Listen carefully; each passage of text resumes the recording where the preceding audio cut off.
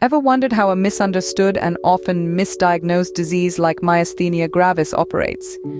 It's a question that's puzzled medical professionals for years. To unravel this mystery first, we need to dive into the world of our immune system.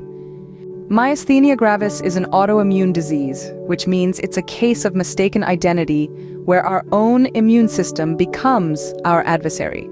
The body's defense mechanism, designed to protect us from harmful invaders, instead attacks our own cells. In the case of myasthenia gravis, this attack is directed towards the communication between our nerves and muscles. Imagine a bustling city with diligent messengers delivering important information from one place to another. In our bodies, these messengers are neurotransmitters, and the city is our nervous system. One such neurotransmitter is acetylcholine, which carries messages from our nerves to our muscles, instructing them to contract. But what happens when the messengers can't deliver their messages? In myasthenia gravis, that's exactly what happens.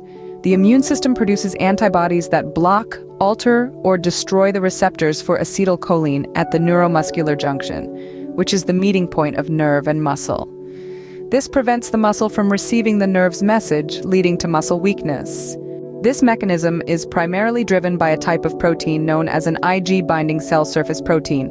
The antibodies that cause the trouble in myasthenia gravis are of the IgG subtype. They target the acetylcholine receptors, binding to them and blocking the signal transmission. To summarize, myasthenia gravis is a case of mistaken identity where the immune system attacks the body's own cells. It targets the communication between nerves and muscles, specifically the acetylcholine receptors at the neuromuscular junction. The culprits behind this are IgG antibodies, which block the signal transmission, leading to muscle weakness. It's a complex mechanism, but it's crucial to understanding this disease.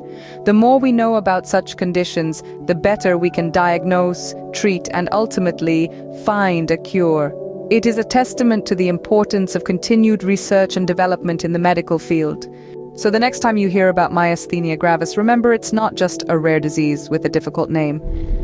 It's a reminder of how much we've learned about our bodies and how much more there is to discover.